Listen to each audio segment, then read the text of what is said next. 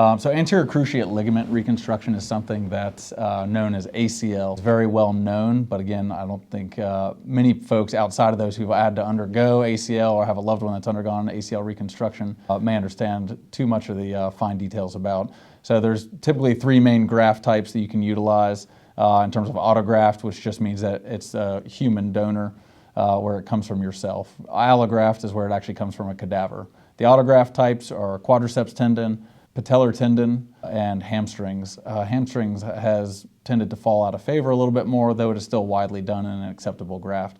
I tend to do quadriceps tendon autograft, as I feel as though the increased collagen and thickness of the graft is much more consistent over hamstrings. Bone-patellar tendon bone is also a very commonly utilized graft, one that I will also do. And again, there are very specific instances and patients that I utilize these for, depending on what type of sports you play, what kind of activities you want to get back to. When I utilize allograft, it's usually those who want to maintain a very active lifestyle but may not be playing competitive sports or don't have specific goals that they're trying to get back to. They just want to maintain some sort of ability to play running and cutting sports, sometimes occasional pickup basketball or jumping in certain sports that may necessitate more stability in the knee.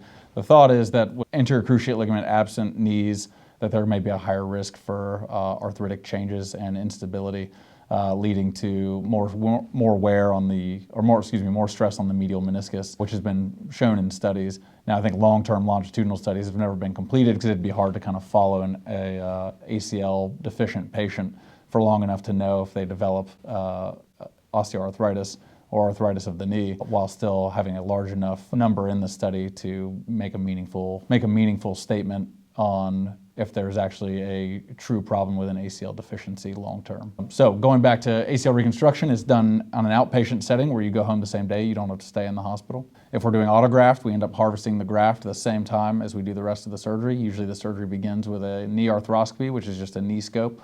We use a small camera through a small incision in front of the knee to go and look at the different compartments of the knee, evaluate the ACL, evaluate the other structures in the knee, the other ligamentous structures, as well as the cartilage of the joint, and any other issues that may be going on in the knee. With the ACL reconstruction, it's one that takes a long time to recover from. Usually we say it's about 9 months on average to return to sport.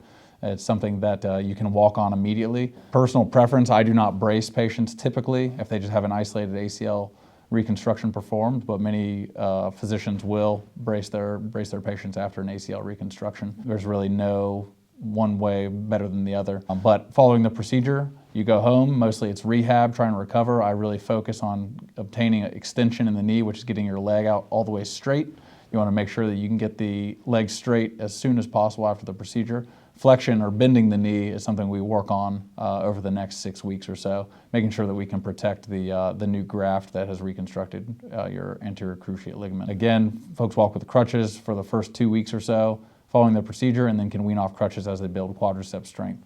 Quadriceps strength tends to be the major limiting factor after using the quad tendon for the graft. It's something that we want to be very mindful of as we build quad strength, which is one of the reasons that we hold patients out from returning to sport over the time of their entire 9-month recovery. There's a lot of rehab involved, and there's a lot of physical therapy that is required following this, and this is again to maintain knee health, get the range of motion back, and then build the quadriceps strength back to help support the knee. If there's any more information that you need about anterior cruciate ligament reconstruction or just simply want to be evaluated, you can always contact us at Alabama Bone and Joint Clinic. It's 205-621-3778.